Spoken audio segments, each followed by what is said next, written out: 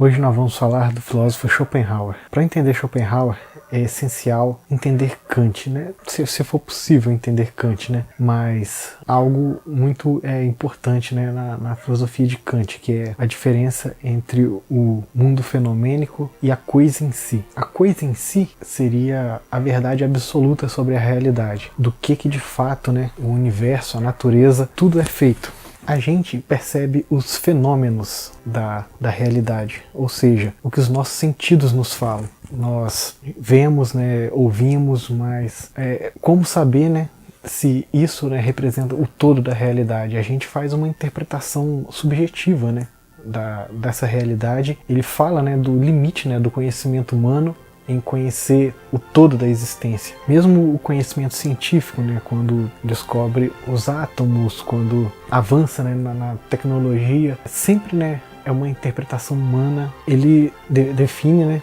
esse conhecimento como conhecimento sintético, né, o conhecimento fenomênico da nossa percepção da realidade. Diferente, né, do conhecimento analítico, né, que é tipo as verdades matemáticas, aquilo que é uma verdade em si mesmo. Tipo, essa parede é uma verdade óbvia que não pode ser desmentida.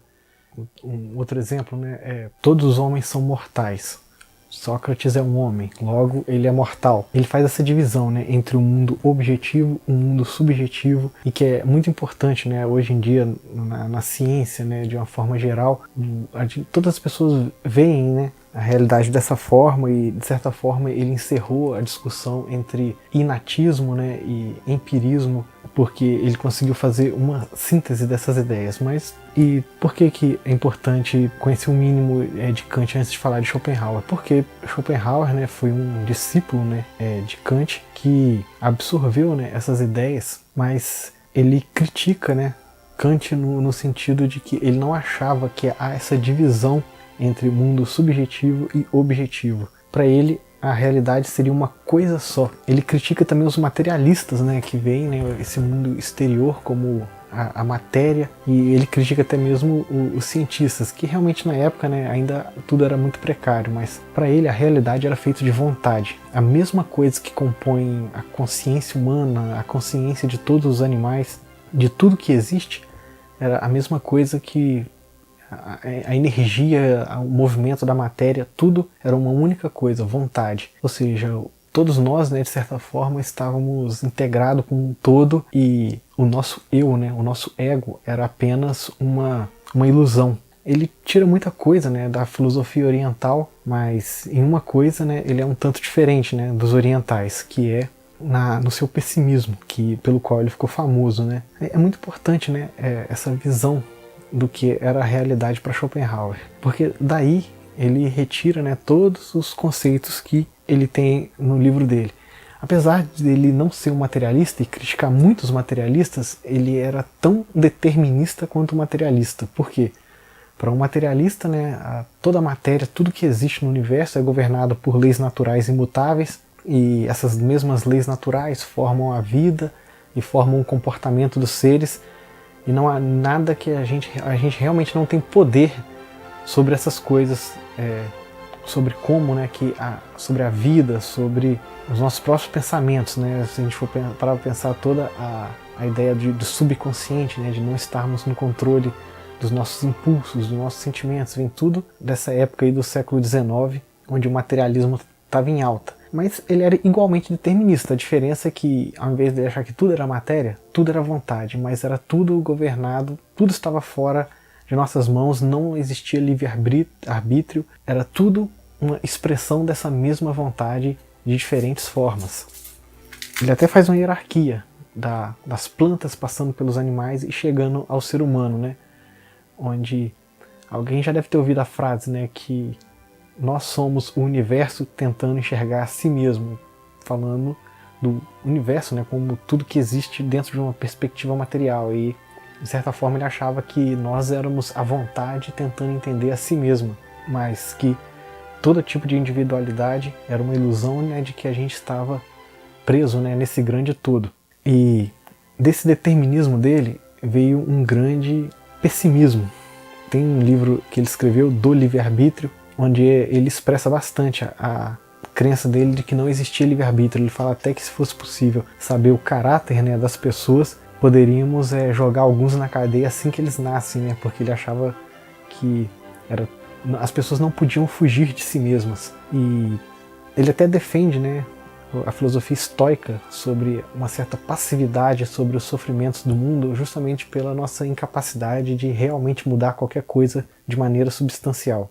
Dentro dessa visão pessimista, né, ele tem algumas falas muito engraçadas. Com certeza é o filósofo mais engraçado que eu já li, porque o pessimismo dele é tão grande que ele fala coisas notáveis. Por exemplo, que, vamos supor, ponhamos que a gente pode dizer assim, que há o sofrimento, ao meio termo e ao prazer, né?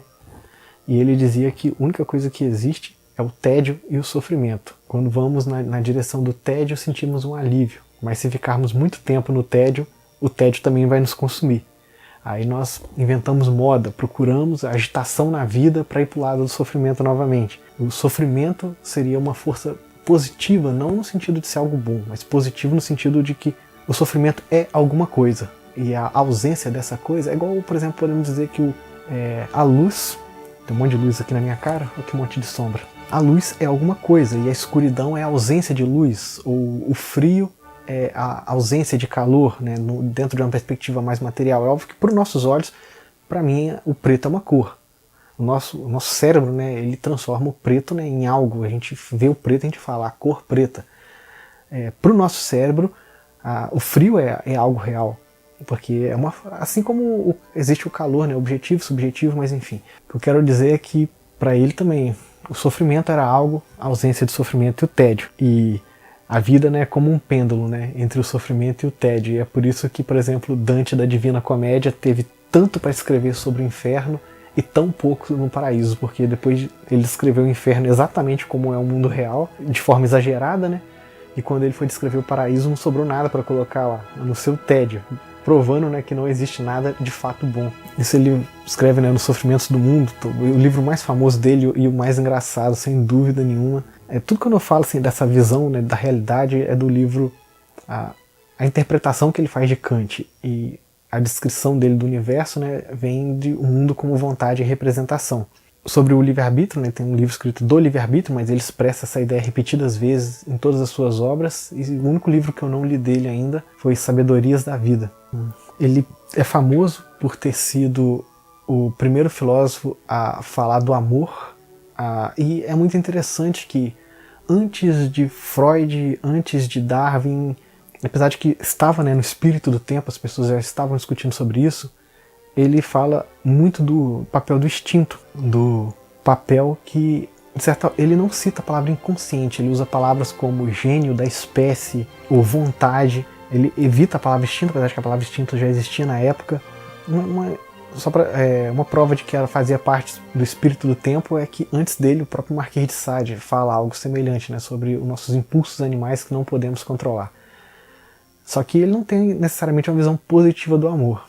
Ele fala que o amor é simplesmente uma forma, né, da espécie nos convencer a nos reproduzirmos. É o instinto realmente de reprodução.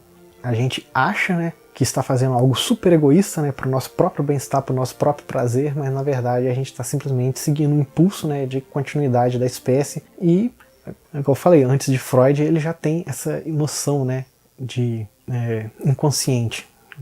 Algo que desejamos sem sabermos o motivo, mas que há um motivo por trás, né? Há um impulso. Ele tinha uma visão bem negativa das mulheres, não é algo assim... Ele fala de forma muito clara realmente que ele considera as mulheres inferiores, né? Ele chama as mulheres de um número 2 da espécie. Ele não nega grandes habilidades das mulheres, ele, por exemplo, até mesmo... chega a defender as mulheres adúlteras, porque a mulher adúltera, né, é como se a espécie estivesse tentando fazer ela procurar uma semente melhor em um outro homem.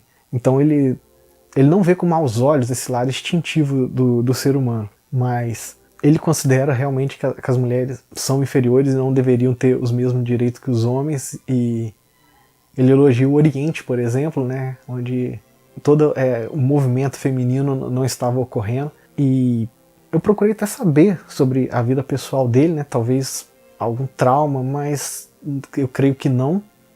Me parece que ele teve uma mulher por uns 10 anos seguidos, com o qual ele teve um filho e pagou pensão. Ele nunca se casou com essa mulher, e parece que foi por vontade dele, porque ela queria.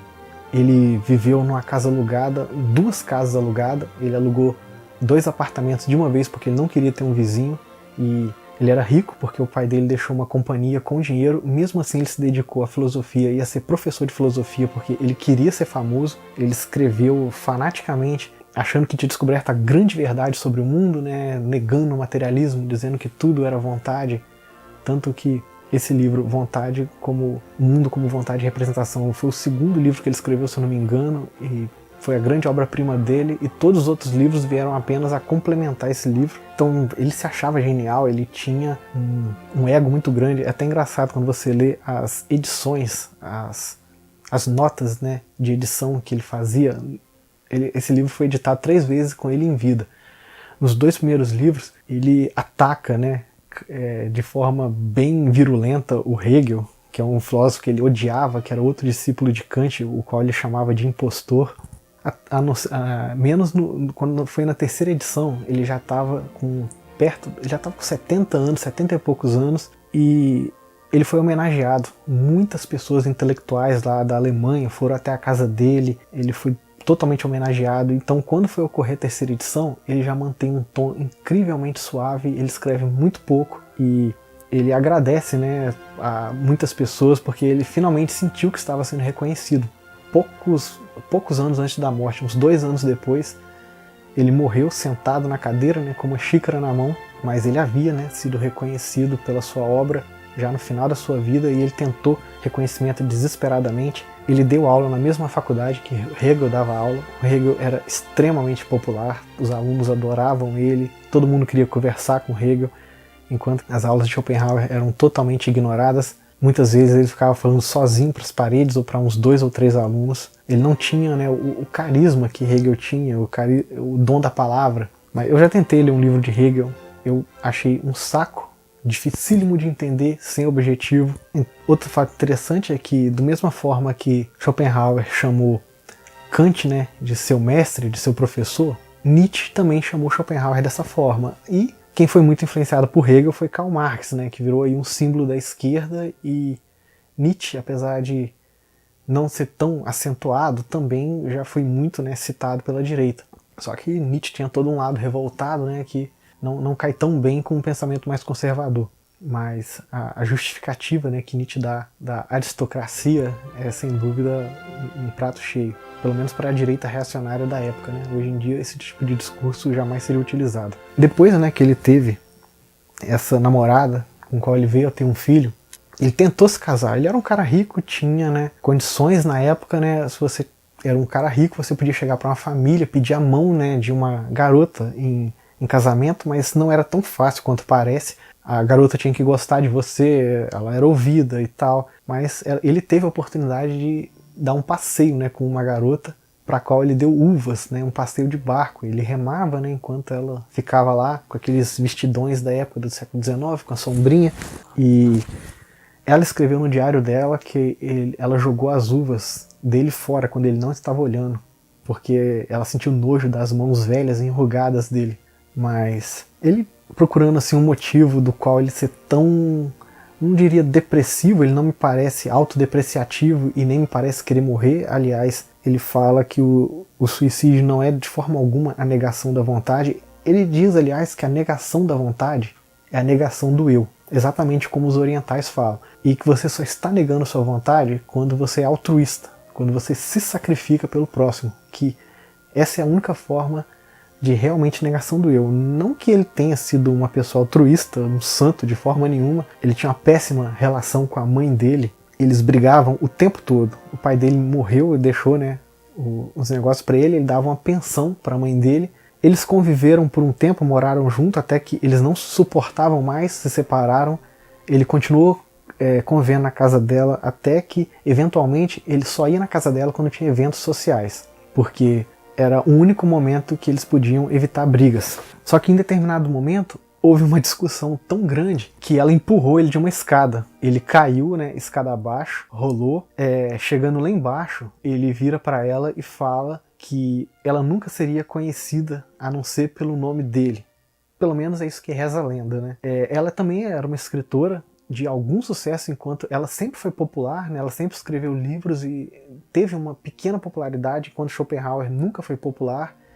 Ele não precisava ser professor, ele não precisava estudar filosofia, ele fazia por prazer, ele achava que era um grande filósofo e que merecia fama por isso, mas ele viveu a vida inteira sem conseguir essa fama. E hoje em dia, né, realmente, a gente, quando fala na mãe, né, de Schopenhauer, foi através dele, mas não se sabe. E quando ela finalmente morreu, ele simplesmente escreveu do lado: a velha morreu, eu não preciso mais pagar a pensão. Depois, né, que ela empurrou ele escada abaixo, eles ficaram décadas sem conversar até a morte dela, onde ele não demonstrou nenhum tipo de sentimento ou expressão. Ele tece longos textos, né, sobre a solidão, sobre as vantagens, né, de uma pessoa ficar sozinha. Como podemos ver, apesar disso, ele tentou, né, se casar, obviamente com uma mulher mais nova e muito bonita, né, usando a posição social que ele tinha. Não obteve sucesso, ficou sozinho até o final da vida, e ao que tudo indica, isso realmente não incomodava tanto ele. Mas um livro recomendado, né, para quem quer começar a conhecer Schopenhauer, é Dores do Mundo, um livro muito pequeno, fácil de ler, engraçado, sobre a forma como ele descreve, né, a visão de mundo dele. Creio que sobre Schopenhauer, em essência, é isso.